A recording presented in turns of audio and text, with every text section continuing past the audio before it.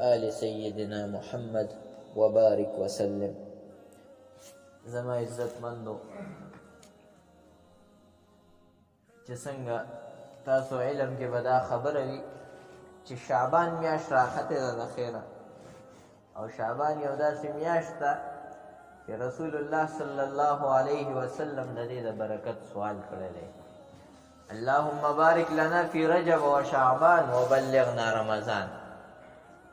یا الله مونږ ته په رجب او په شعبان کې برکت واچې او رمضان ته مو په عافیت سره ورسې چې مونږ رمضان کې عبادات وکړو. بعض مفسرین د احادیث و شارحین دا خبره کوي چې رجب میاش دا د دانې ویشتلو میاشت ده، او بیا دا شعبان د آبیارۍ میاشت ده. یعنی دغه دانه انسان دانه وکري که نه، هغې ته بیا اوبه اچوي، پټو کې دانې ولي نو بیا ورته اوبه اچوي، اوبه خر پکې کوي،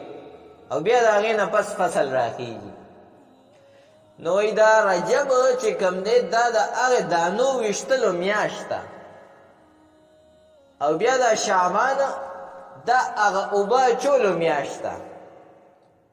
او رمضان بیا د فصل د راختلو او د اختر په شپه باندې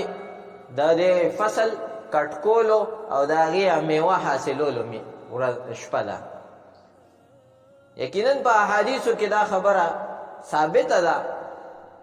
چې د اختر شپه داسې شپه وي چې په هغې باندې هر روجهدار لا چې چا روجې نیولې وي او قیام یې کړی وي، د روجو کم قیام کړی وي د شپې، نو هغې خلکو لا د انعام ملاوېدو دغه شپه وي. لیلة الجائزه ورته ویل کېږي. او بیا اختر ورځ نو هغه د بخنې ورځې بیا په هغې باندې الله تعالی ټول مخلوقات هغه مسلمانان چې چا روجې نیولې وي صرف د الله د رضا دپاره او د روجو کې چې کوم نه قیام کړی وي، نو الله تعالی د هغې خلکو مغفرت نصیب کوي. او الله تعالی په احادیثو کې راځي الله تعالی په فرشتو باندې فخر کوي چې دا وګوره زما بندگان دي، او فرشتې باقاعده په لارو کې ولاړې وي، یو مؤمن سره ملاقات کوي، اوله خوشخبری ورکوي چې الله تعالی ستا مغفرت وکړو او ته وبخلې شوې، ته د ګناهونو نه پاک شوې. نو یقینا دا شعبان ډېر د برکت والا میاشت ده. نو چې انسان عبادات کوي نو ورسره لکه مونځ کوي، سړی ورسره دا دعام کوي اللهم بارک لنا فی رجب و شعبان وبلغنا رمضان. نکه رسول الله صلی الله علیه وسلم دا معمولو چې هغې به داسې کوو، دا دعا به فرمایله. بل عبادات هغه خو کو هر میاشت وي هغې کې لازمي دي. انسان له پکار دی چې هغه مونځ خو یو داسې حکم دی چې هغه فرض دی، کو هغه رمضان وي او کو غیر رمضان وي هر ورځ فرض دی، نو اخو لازمي دی. بل دې سره سره قرآن تلاوت هم دا په ځان باندې لازم وګڼئ. دې سره انسان ته چې کم خیر او فضل ملاویږي دا د انسان د سوچ نه بار خبرې دي. انسان د دغه خیر او د فضل تصور هم نشي کولی. قرآن کې الله تعالی فرمایي چې کم نعمت تاسو ته ملاو شوی دی، یعنی قرآن او اسلام، په دې باندې خوشحاله شئ، او دا بهتر دی د هغه هر څه نه چې کم دنیاوي سامان تاسو جمع کوئ.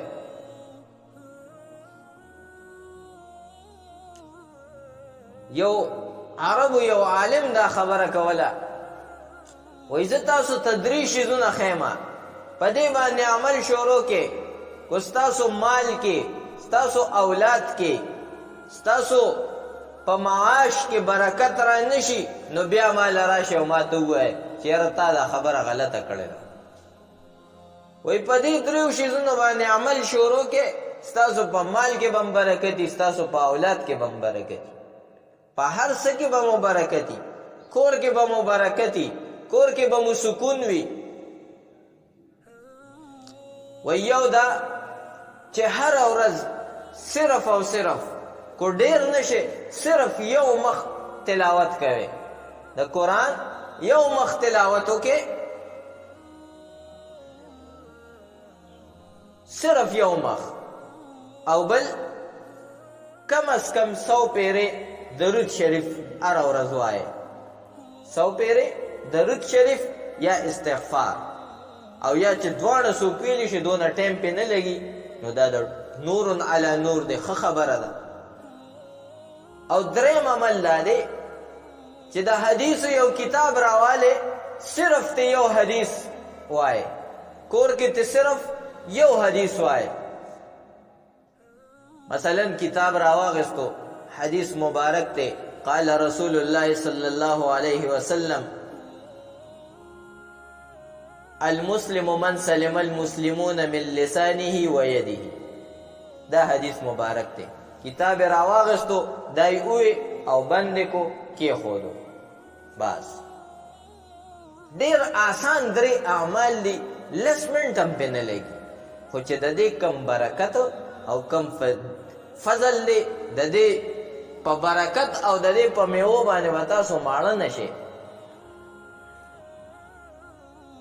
تاسو به خپل کور کې سکون ووینئ، تاسو به خپل مال کې برکت ووینئ، په خپل اولاد کې به برکت ووینئ، کور کې به خوشحالي ووینئ. دا صرف دا درې واړه اعمال دي داسې. بل د قرآن تلاوت دا انسان له ډېر زیات خیر ورکوي، ډېر. چې کم کس د قرآن تلاوت کوي د باندې به ډپریشن بیماری نه راځي. الله تعالی قرآن کې فرمایي کنه الا بذکر الله تطمئن القلوب. د الله تعالی په ذکر سره زړونو ته اطمینان ملاویږي، زړونو ته سکون ملاویږي. قرآن د چا ذکر دی؟ د الله تعالی ذکر دی. د الله تعالی ذکر دی قرآن. یو صفحه تلاوت وکړه، ستا زړه ته به سکون ملاو شي، یو سرور به درته ملاو شي. غټې نه غټې مسله وي، آرام به درته ملاو شي. الله تعالی به درته د هغې د حل کولو اسباب مهیا کړي. الله تعالی به درته زړه کې داسې خبرې واچوي چې په هغې باندې به ته هغه مسلې په اسانتیا سره حل کولی شي. او دا خپله زما ځاني تجربه ده چې قرآن کې څومره ما د قرآن تفسیرونه څومره ما کتلي، الله تعالی زما سینه نورم کولو کړې ده د علم دپاره چې څومره ډېر زه قرآن تفسیر ګورم اونه زما په علم کې اضافه کېږي. چې څونه د قرآن تلاوت کوم اونه الله تعالی زما علم کې اضافه کوي. الله تعالی هغه خپل روحاني علمونه مونږ له راکوي. دا ټول برکت د قرآن دی. د دې د وجې نه حدیث مبارک کې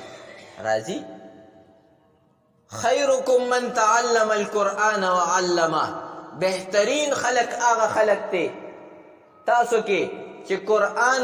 خپلم زده کوي او بل ته هم ښایي. بهترین خلق ورته الله تعالی فرمایلی دی. رسول الله صلی الله علیه وسلم حدیث مبارک کې فرمایلی دی بهترین خلق دی. خیرکم من تعلم القرآن. بهترین دی هغه چې څوک د قرآن تعلیم کوي وعلمه او خپل زده کوي، خپل زده کوي او بل ته یې ښایي.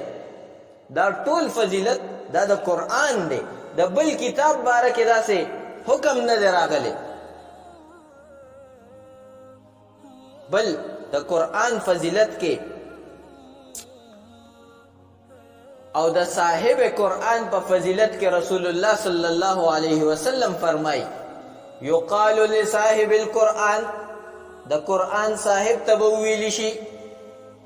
د قرآن صاحب نه مراد چې څوک د شپې ورځې د قرآن تلاوت کوي حافظ د قرآن شو په قرآن باندې عمل کوي دغه خلق شو دا ټول صاحب قرآن دي دی ته ویل شي اقرا ورته کې ته قرآن تلاوت کوه او د جنت په دې درجو باندې برخیږه ورتل او ښه په ښکلې اواز سره وایه کما كنت ترتل فی الدنیا څنګه چې به تا په دنیا کې په ښه انداز سره قرآن وي فإن منزلك عند آخر آیة تقرأها ستا منزل او ستا درجه هغه آخري آیت ته چې کم ټیم باندې تا آخري آیت پوره کو نو چې څومره برخته دا ټول ستا منزلي دي او دا ټول ستا درجات دي قرآن ډېر عظیم الشان کتاب دی د دې خیر الله تعالی قرآن کې فرمایي چې دا بهتر دی د هغې هر څه نه چې تاسو په دنیا کې راجمع کوئ د هغې هر څه نه دا بهتر دی په دې باندې خوشحاله شئ الله تاسو له دا دولت درکړی دی د قرآن او چې چا په زړه کې قرآن نه وي نو هغه یقینا د دې نعمت نه ډېر محرومه دی او دا غټه محرومي ده غټ بدقسمتي ده قال علیه الصلاة والسلام نبی علیہ السلام فرمای ان الذي اغا کس لیس فی جوفه شیء من القرآن د چا په سینه کې د قرآن هیڅ یو آیت یو ټکی نوي کل بیت الخرب د داسې کور غونته کې دی چې هغه ورانی جاړ وي راغورځېدلی وي د داسې کور غونته کې دی نو یقینا قرآن یو غټ نعمت دی او څومره چې د دې تلاوت انسان کوي اونه د روحانیت هم سیوا کیږي اونه د چې کوم دی الله تعالی د مسایل هم اسانوي اونه د زړه ته سکون هم ملاویږي څنګه چې ما تاسو ته ووایي الا بذکر الله تطمئن القلوب د الله په ذکر سره زړونو ته اطمینان ملاوي قرآن د الله ذکر دی بل حدیث کې عبدالله ابن مسعود رضی الله تعالی عنہ فرمای من قرأ حرفا من کتاب الله د کتاب الله نه چا یو ټکی وي حرف یو ټکی فله به حسنه په دغه یو ټکی باندې ته نیکی ملاويږي والحسنه بعشر امثالها او یو نیکی په لس ګونه دته ملاويږي ځکه چې قرآن کې آیت ته من جاء بالحسنه فله عشر امثالها چا یو نیکی روړه هغه په لس ګونه بدته ملاوي من جاء بالحسنه من جاء روړه دای نه دی فرمایلی چې من عمل حسنه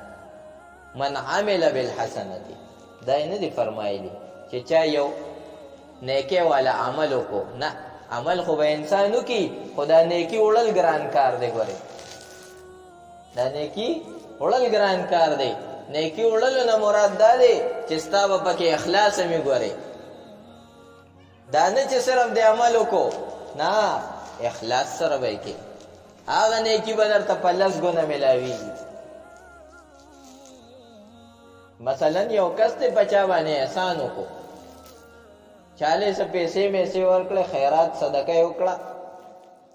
نو اوس دا صدقه وړل دا ګران کار دی صدقه وړې به څنګه دا به پې جتلاوې نه چې ما تا سره هغه فلانکي ورځ باندې ښېګړه کړې وه یا د هغې په بدله کې به ته څه غواړې نه نو اصل نیکي او اصل صدقه بیا دغه ده او دا ګران کار دی نو الله تعالی فرمای من جاء بالحسنه چا نیکی روړه نیکی روړه مطلب اخلاص سره برابر روړه ماته دا نه چې نیکی وکړه او د ریاکارۍ دپاره د بل چا دپاره نو حدیث مبارک به تاسو اکثر اورېدلی وي چې یو مالدار سړی به د قیامت په ورځ راوستلی شي، انا به تپوس وکړی شي چې ما تاله مال درکړی و، تا هغه مال په څه کې خرچ کو؟ ابه وی یا الله ما خو فلانکي ځای کې هم خرچ کړی و د ستا د رضا لپاره، ما فلانکي ځای کې هم خرچ کړی و، ما فلانکي ځای کې هم فلانکي مدرسې له مې پیسې ورکړې وې، فلانکي جومات کې مې پیسې لګولې وې، فلانکي ځای کې مې پیسې لګولې وې. الله تعالی به ورته فرمایي تا دروغ ووې، ته دروغجن یې، تا خو د دې لپاره پیسې ورکولې چې خلک ما ته سخي ووایي، خلک ما ته مالدار ووایي. درته دنیا کې خلکو ویلي دي، اوس د څه شي بدلې غواړې؟ عالم به راوستلی شي، علم ډېر غټ مقام دی، ډېر غټ مقام دی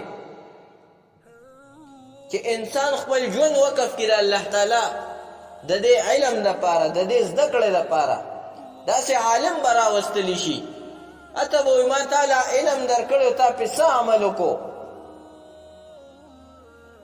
ابه وایي ما فلانکي ته ښودلی و، ما فلانکي ته ښودلی و. الله تعالی به ورته فرمایي تا دروغ ووې، تا خو دې دپاره کړو چې ما ته خلک غټ عالم ووایي، ما ته خلک غټ مفتي ووایي، ما ته خلک غټ قاضي ووایي. بس درته دنیا کې خلکو ویلي دی که نه، اوس د څه شي بدلې غواړې؟ شهید به راوستلی شي، شهادت ډېره ګرانه مرتبه ده. ګورې ډېر د مجاهدۍ عمل دی جهاد، شهادت، خپل ځان میدان جنگ ته پیش کې د دې لپاره، او ښه درته پته ده چې د دې ځای نه م راباندې ګولې راتلی شي، مخامخ نم شاته نم هر طرف نه، تا ځان ورمخې ته کو. څومره ګران کار دی، څومره عظیم عمل دی، خو چې دې کې ریاکاري راشي نو د هغې څه انجام وي؟ شهید به راوستلی شي، ابا فرمایي یا الله زه ستا د رضا دپاره ما شهادت، یعنی زه په میدان جنگ ته تللی وم، زه شهید شوم. الله تعالی به ورته فرمایي تا دروغ ووایي، ته خو دې دپاره تللی وې چې خلک تا ته بهادر ووایي چې دا وګوره څونه بهادر دی، څنګه بهادرۍ سره جنگ کوي. نو دومره عظیمه مرتبه د شهادت هغه په دې ریاکارۍ سره هغه کوم ځای ته رسي؟ الله تعالی به وفرمایي درې واړه جهنم ته ولې. نو دا ټول د اخلاص اصل شی دی، اصل الاعمال، اساس الاعمال هغه اخلاص ته. ګورې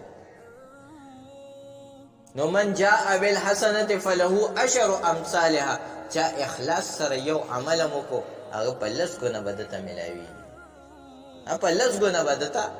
د هغې اجر ملاویږي. او د چا کې چې ډېر اخلاصي، الله تعالی فرمایي چې هغه دپاره زه نورم درجات سیوا کوم نه دی، 700 پورې رسي هغه بیا د یو عمل بدله، 700 پورې. نو دا ټول صرف د اخلاص هغه دی. نو قرآن کې من قرأ حرفا من القرآن من کتاب الله، چا چې یو حرف وي هغه ته د دې په بدله کې نیکي ملاویږي، او هره نیکي په لس ګونه ورته بیا ملاویږي.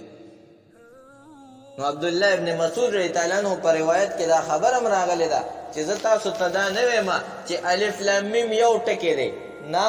الف ځان له ټکی دی، لام ځان له دی، او میم ځان له دی. نو په یو الف لام میم باندې چا د اخلاص په نیت باندې د الله تعالی د رضا لپاره صرف یو الف لام میم ووی، 30 نیکۍ شوې. دا د قرآن برکات دي، دا د قرآن برکات دي. او صاحب د قرآن، دا زما خپله ذاتي تجربه ده، صاحب د قرآن کله هم هغه باندې مصیبتونه نه راځي. ګوره صاحب د قرآن هغه په مسایلو کې چې مسلې پې راشي هغه ټوله توجه الله طرف ته، ځکه چې داسې کتاب هغه لولي چې هغه د انسان زړه له اطمینان ورکوي، د انسان زړه له سکون ورکوي. او بل صاحب قرآن تاسو وګرځئ په دې دنیا کې ټول چې څومره دي، حافظ وي، عالم وي، یا داسې بل متقي انسان چې هغه قرآن ډېر تلاوت کوي، قرآن باندې عمل کوي، هغه کس تاسو وګورئ هغه به الله تعالی ښه ساتي، هغه باندې مسایل نه راځي ډېر. هغه چې کوم دی بعضو مسایل داسې وي چې هغه د درجاتو د اوچتوالي دپاره وي. ګورئ بعضې بیمارۍ داسې په انسان باندې راشي چې هغه د څه دپاره وي؟ د رفع درجاتو دپاره. الله تعالی غواړي چې دا کس زه یو غټ مقام ته ورسوم، نو الله تعالی په هغه باندې داسې بیمارۍ راولي چې هغې د وجې نه د هغه ګناهونه ختم شي، هتې ورجېږي،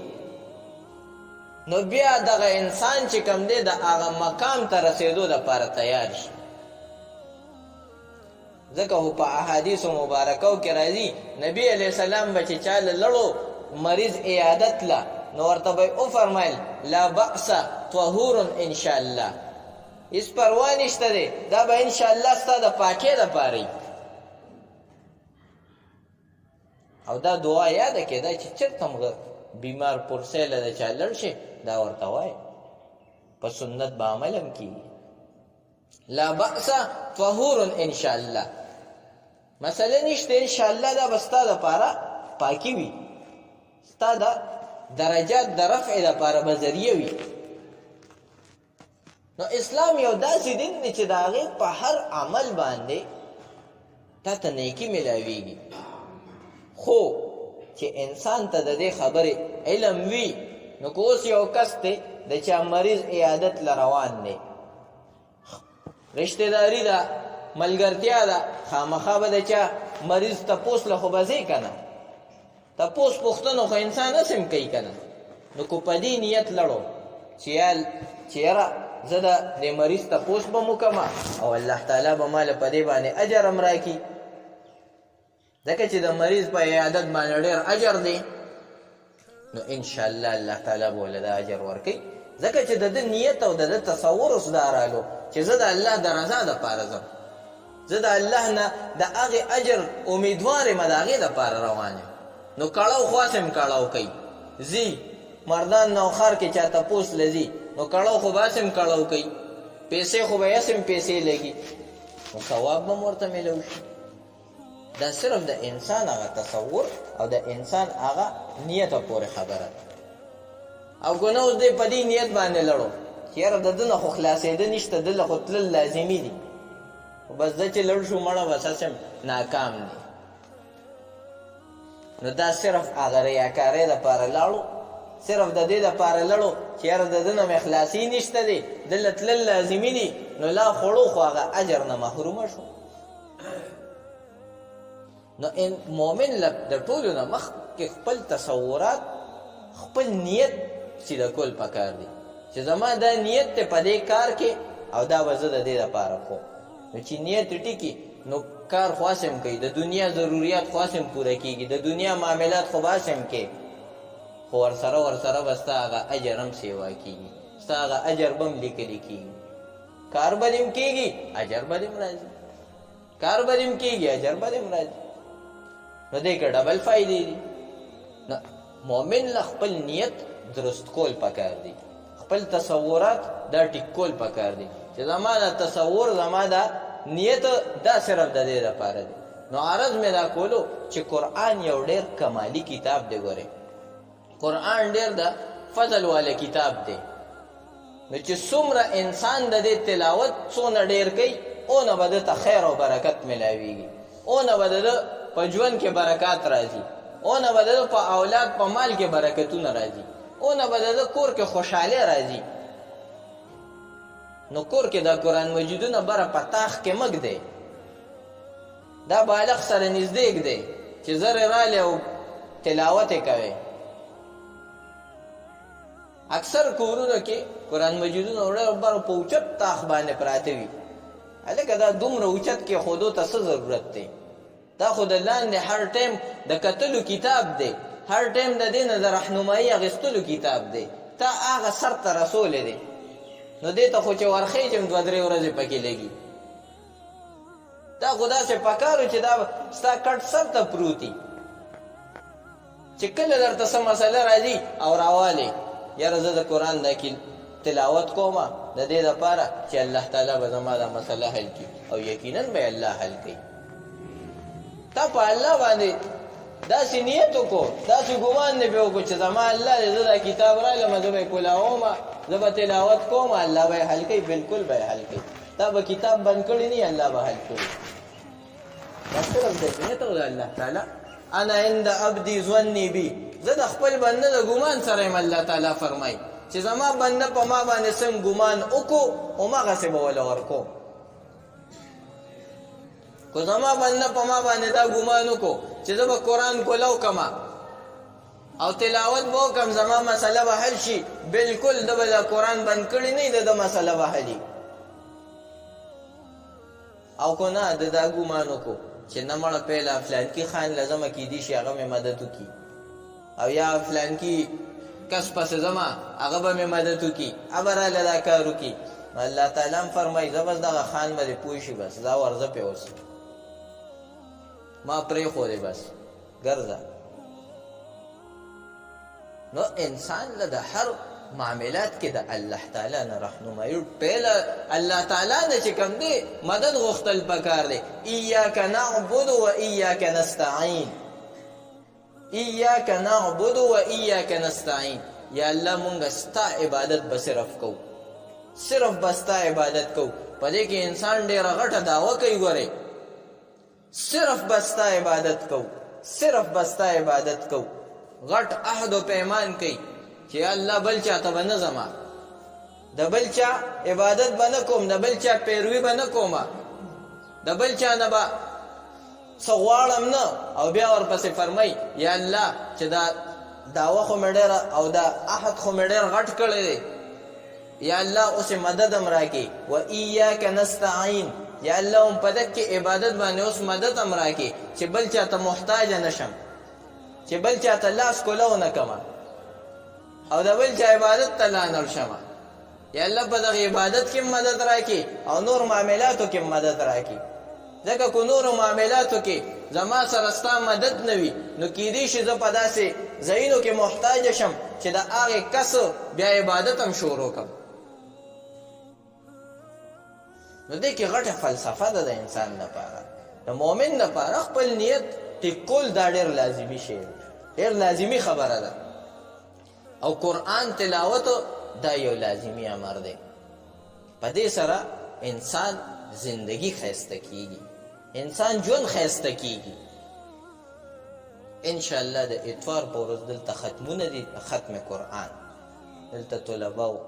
وړو ماشومانو ختمونه کړي دي او انشاءالله شرکت هم پکې وکړي او